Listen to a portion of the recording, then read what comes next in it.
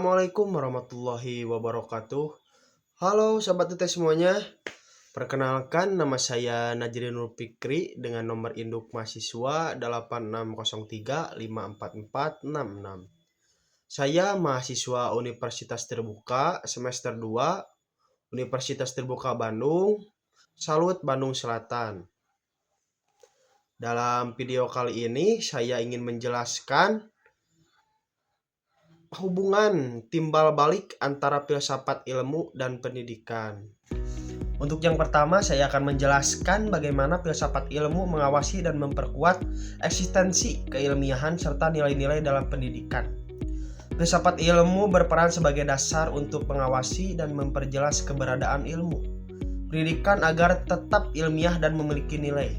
Dalam filsafat ilmu terdapat kajian ontologi, epistemologi, dan aksiologi yang membantu menjawab apa hakikat pendidikan, bagaimana cara memperoleh pengetahuan pendidikan yang benar, dan untuk apa ilmu pendidikan digunakan.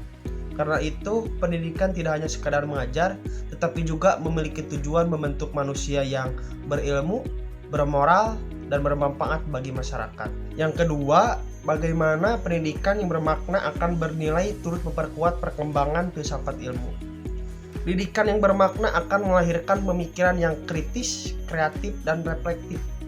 Dari proses pendidikan inilah muncul berbagai gagasan baru yang memperkaya perkembangan filsafat ilmu.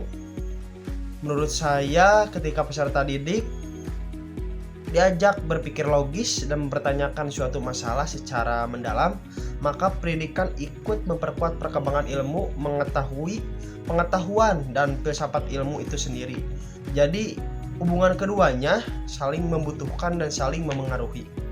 Untuk yang ketiga, mengapa filsafat ilmu dapat disebut sebagai pisau analisis, ontologi, epistemologi, dan aksiologi dalam membedah persoalan-persoalan pendidikan.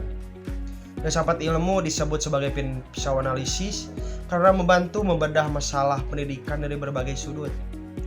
Ontologi digunakan untuk memahami hakikat peserta didik dan pendidikan.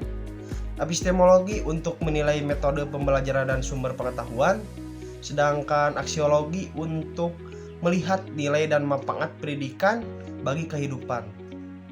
Dengan pendekatan ini, suatu masalah pendidikan dapat dianalisis lebih mendalam hingga solusi yang dihasilkan tidak hanya praktis tetapi juga rasional dan bernilai.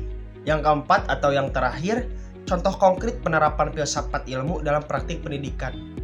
Contoh penerapan filsafat ilmu dilihat pada kurikulum dan proses pembelajaran saat ini. Misalnya penerapan pembelajaran berbasis project atau project based learning. Tidak hanya mengutamakan hafalan, tetapi juga melatih kemampuan berpikir kritis, kerjasama, dan pemecahan masalah. Dalam kebijakan ini, pendidikan filsafat ilmu juga terlihat pada upaya pembentukan karakter dan profil pelajar yang tidak hanya secara akademik, tetapi juga memiliki etika dan tanggung jawab sosial. Hal ini menunjukkan bahwa filsafat ilmu benar-benar menjadi dasar dalam praktik pendidikan sehari-hari.